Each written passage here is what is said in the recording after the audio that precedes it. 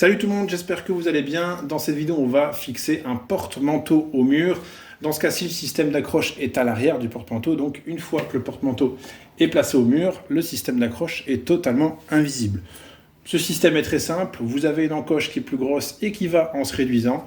En fait, ça va permettre tout simplement à la tête de la vis de venir rentrer et puis de venir en serrage, donc venir dans la partie la plus étroite pour ne plus pouvoir en sortir. Juste un détail concernant la vis. Ici, on est sur une vis de 4,5 mm de large, de 6 cm de long, me semble-t-il. Toujours est-il que forcément, plus la vis sera longue et épaisse, et plus forcément le porte-manteau sera attaché de manière robuste. Cependant, il faut quand même bien faire attention qu'ici, on a quand même eu un diamètre maximal, et ici, on voit au niveau de la tête que c'est tout pile au niveau du passage dans le trou. Ce qu'on va devoir également utiliser, c'est une cheville. Donc on va faire un trou dans le mur. On va utiliser une cheville ici en plastique qui est adaptée à la vis.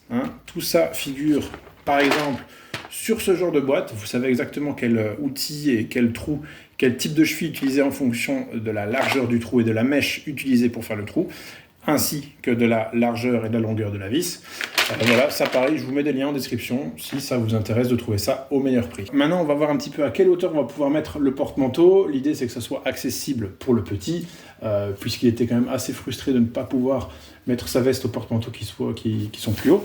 Et évidemment, veiller à ce que ces vêtements ne traînent pas au sol une fois que c'est accroché. Donc visiblement, on va pouvoir placer le porte-manteau, donc plus ou moins à cette hauteur-ci. Pour ce faire, je prends une foreuse. Ici, c'est un perforateur burineur, mais je vais l'utiliser dans ce cas-ci comme perforateur. Ça permet de faire des trous très facilement dans le mur. On va commencer en mode forage pour pas abîmer de trop le plafonnage et surtout pour amorcer le trou.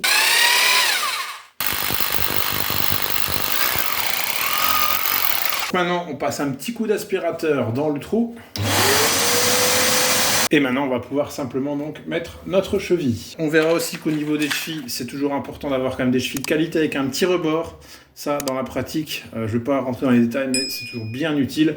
Ça permet en tout cas, quand vous allez mettre la vis, que la cheville n'aille pas s'enfoncer trop loin dans le trou. Donc je rappelle le système, le fonctionnement. Il faut évidemment que la vis ne soit pas enfoncée totalement dans le mur pour justement qu'il y ait un petit bout qui ressorte pour pouvoir venir placer le porte-manteau juste dessus.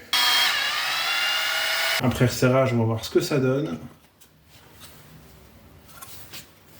Et voilà, donc on a ici un porte-manteau qui est solidement fixé. Le petit va pouvoir venir mettre sa veste. Et en plus, il est super joli. J'espère que cette vidéo vous aura plu. N'hésitez pas à mettre un petit pouce vers le haut, à partager la vidéo éventuellement. Et je vous dis à bientôt. Salut!